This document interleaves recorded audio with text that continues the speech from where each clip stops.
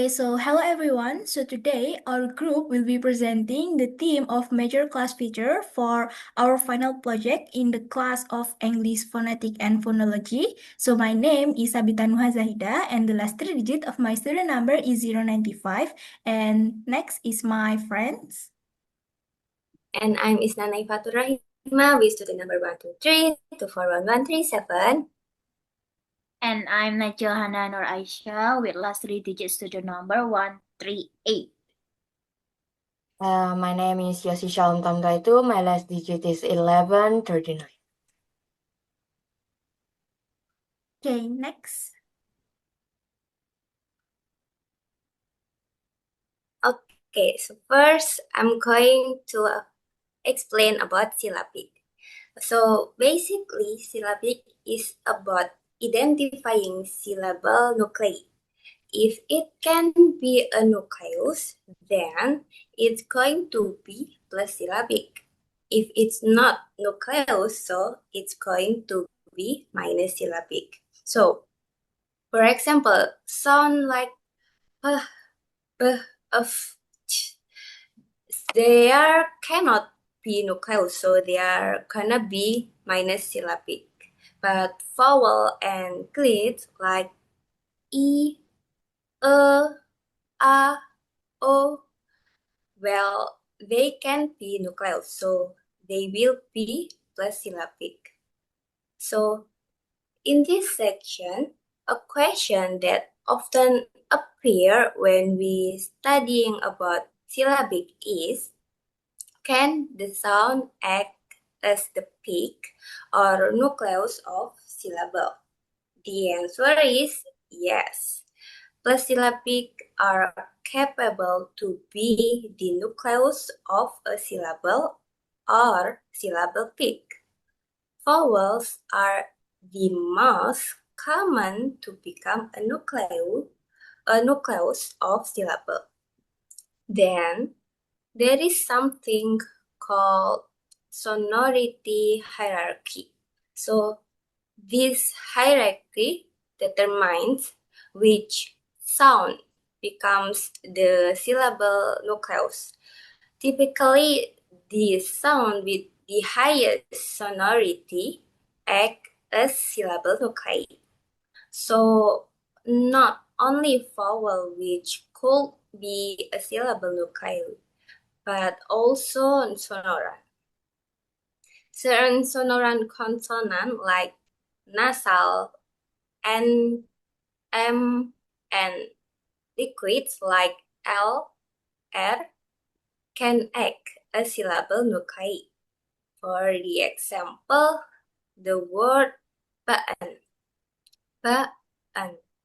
The N sound is nasal and it can be the syllable speak. Baan. So the second syllable, the sound N become the syllables nuclei. And the second example is the word ba'al. Ba'al. Ba'al. The L sound in the second syllables is liquid and it become the syllable nuclei.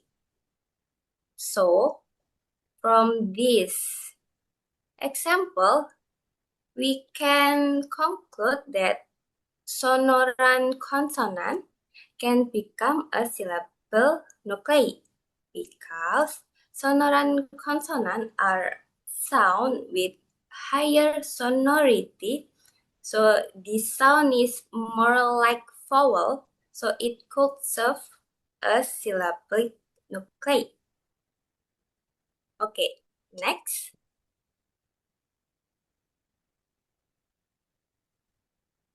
Okay, so next I'm going to explain about the consonantal feature, which is one of the major class features in phonology.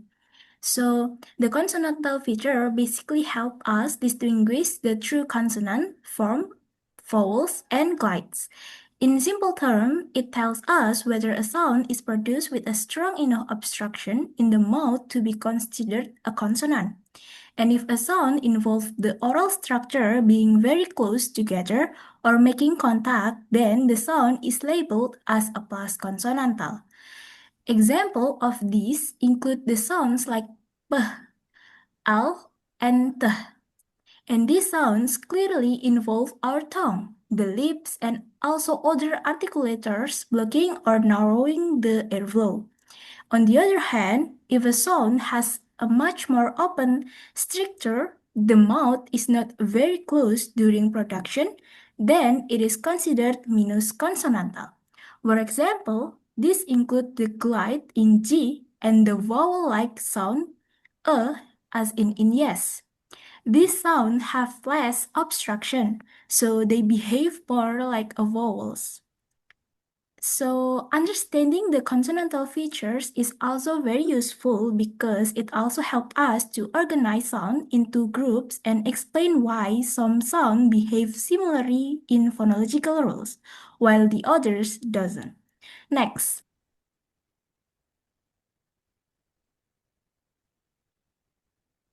So I will explain the three important sound groups that related to the consonantal feature, aka the obstruent, liquid, and nasals.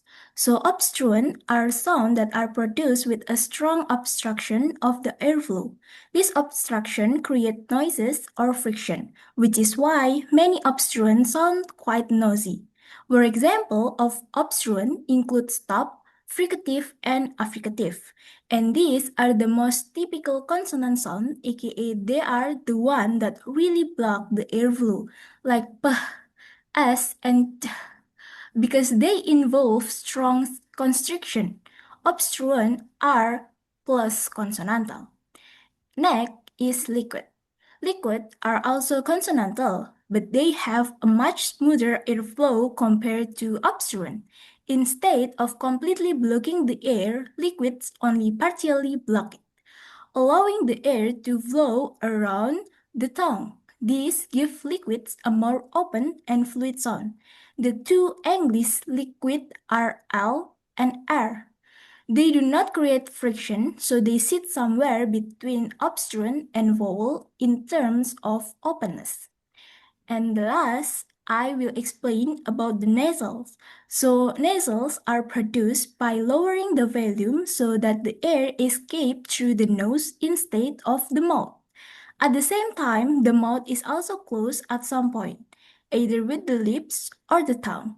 English has three nasal sounds, which is M, N, and N. These sounds are always voiced, and they have a very smooth and resonant quality. Nasals are also plus consonantal, but they behave differently from obstruent because the airflow is redirected through the nose. Okay, next.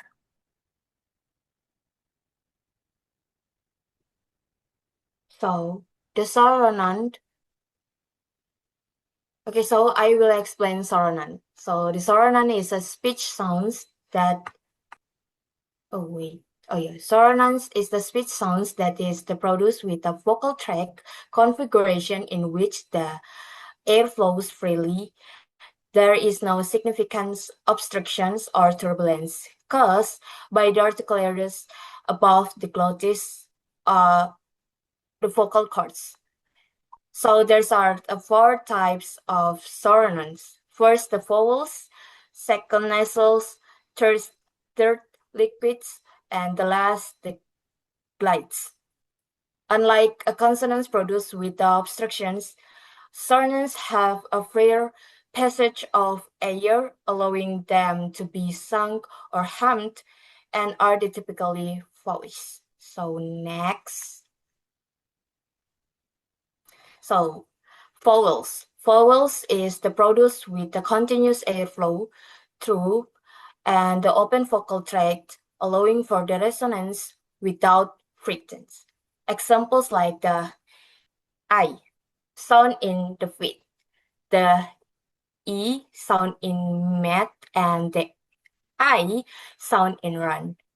The linguistically hierarchy exists where the low vowels are considered the most sonorous and high vowels are the least.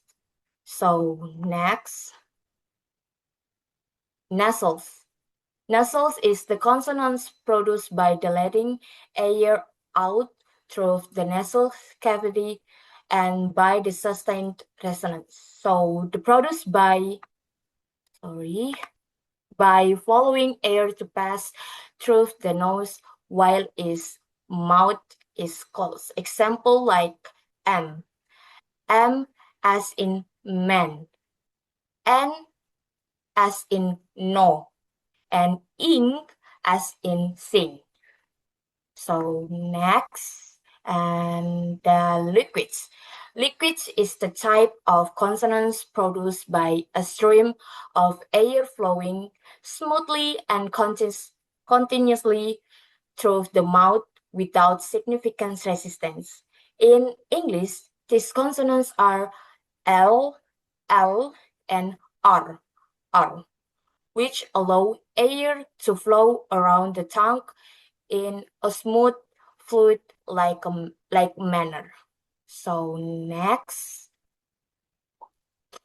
glides. Glides are type of sonorants because they are produced with a relatively open vocal tract, allowing for a continuous resonance sounds. So examples like Y, as in yes, and W as in we, and other sonorants like vowels, nasals, and liquids share the characteristic of having greater acoustic energy compared to upstreams like stops and fricatives. So that's from me. And next. Okay, I will give an example about how to analyze major class features in phonology. First of all, you must know there's a three main major class feature in technology. First is syllabic, and then the second one is a sonorant, and then the third one is consonantal. Yeah. For example, no, I will tell you again the simply about syllabic, sonorant, and consonantal. So the syllabic is basically the main character in the word, or like just usually syllabic is a vocal, but also cannot be in another language. It's not in English. Syllabic cannot use by consonantal also, but not mainly in English language, syllabic usually used from vocal or vowel. The second one is a sonorant. The sonorant is the sonorant is how airflow coming to our mouth or nose without any big obstacle. And then the consonantal is the word or the characters beside or the or other with the vowel. Yeah, for example, I have a um. Is usually like wait. Yeah, I have a character wait. Let me. Oh, lala. Okay. So I have character like like this. Okay. I'm sorry. So I want to ask to you in this group, it's is syllabic or not? What do you think? Is syllabic or not? Yes, it could be. It could be syllabic. But let's back to the first page in the syllabic material. Can Yossi can? Yeah. So basically in here mentioned plus syllabic or it's a syllabic, it's include E, U, E, and But there's no mention to be a plus syllabic. So here, can you back to the last page, you see?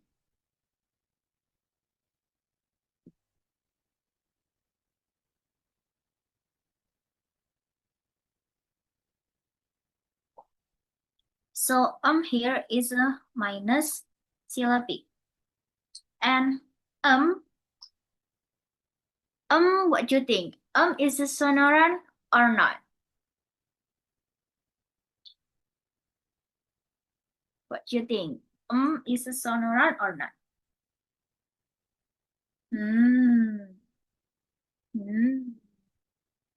So please go back to the page that explain a sonorant.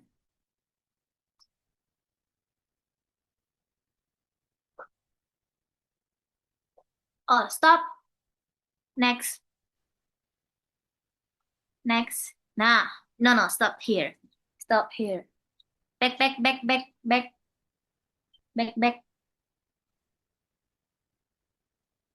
No? Yes, this one. Here's mentioned if is a part of sonorant, but it's the nasal.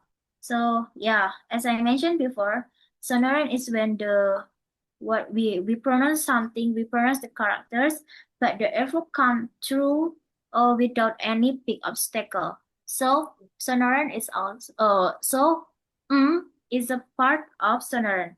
So is a part of sonorant, we use symbol plus. Back to the page. Yossi. Wait.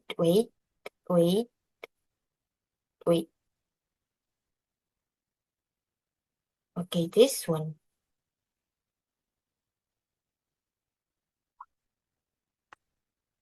Okay. So the last one. Yeah, exactly, it's a consonant because it's not vocal. So we draw the symbol like this. It's just a one character. How if a word? Yeah. For example, I have a word like map. First of all, we cannot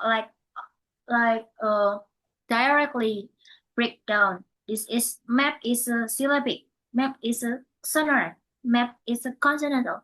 We cannot like that.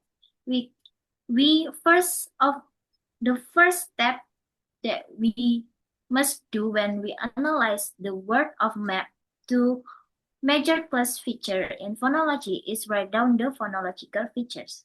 Like this. We break down first. And then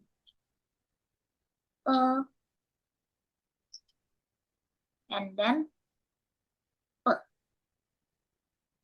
now we have three characters, but we already analyzed the one. Then we must analyze the next character. It's a. Okay. What do you think? It's a syllabic or not? Oh, it's a syllabic. Yeah, that's true. Yeah. Yes. Is a syllabic because without we cannot say map. We just say we cannot say map. We just say yeah. I'm sorry. So is a syllabic. So this like yeah. Is it is sonorant? What do you think? I think yes. I think yes. Yes, that's true. It's a But sonorant. because syllabic is a I don't know what to say. Yeah. And then the last one is is not consonantal because we know it's a vocal. So we write like this. The last one, let me use this one. Let me Okay. wait. For consonant. And then the last one is p. With p, we start from the end. P is consonant, right? So if it's a consonantal, we add the symbol plus. Is it p sonorant like What do you think? Like Yeah. consonantal.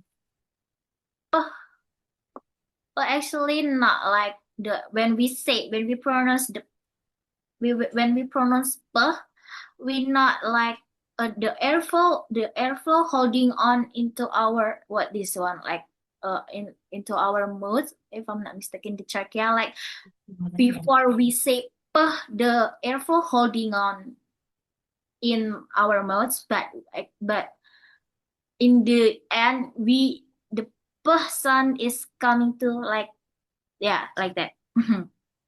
So let's back to the sonoran. Itu page yang sonoran. Okay. Wait. This one? Back Another? again. Again.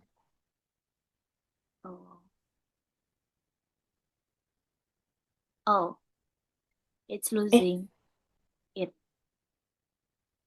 Gain, back again. Back again? This? Back. Back to the previous page.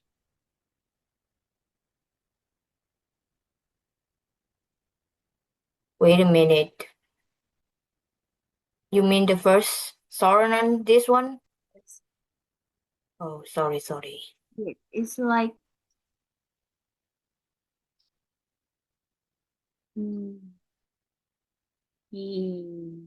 oh, yeah. This? It's not mentioned it before, yeah, in sonoran. So p is part of stop. For stop. Yeah, part of stop. Okay. Is Wait it a mentioned minute. before? Nasal, consonantal, syllabic. Oh, wait a minute. What is that? It's okay. Let's go back to my page. 다녀보. Sorry.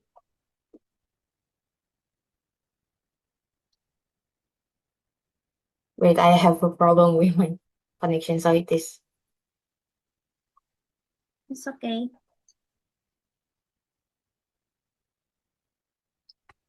Okay, so p is actually a not sonoran, because we decide a sonoran like we say this character is sonoran when when we pronounce the character, airflow can literally like lancar go out from our mouths, doesn't have a big obstacle. But p is basically stop, and then the airflow in the beginning, the airflow is holding on to our in our mouths. So yeah, p is not the sonoran. P is also not a syllabic. Why? Is there anybody know why p is not syllabic? Besides, yeah, almost usually syllabic is a vocal. Why? Is there anybody knows why p is not a syllabic? It's not plus syllabic. Because it's not vowel and it's not nearly like sound like vowel, so it couldn't be plus syllabic, which is also means that it couldn't be syllable pick. Yeah, that's true. Yay! I give you applause. I appreciate you. Thank you. Thank you. So from the word map, there's a no, not yet. So from the word map, we have one syllabic, two sonoran, and two consonantal. I think that's all from us. If we have any mistaken in our presentation, please forgive us. I think that's all from us. Thank you. Thank you. Kamsha.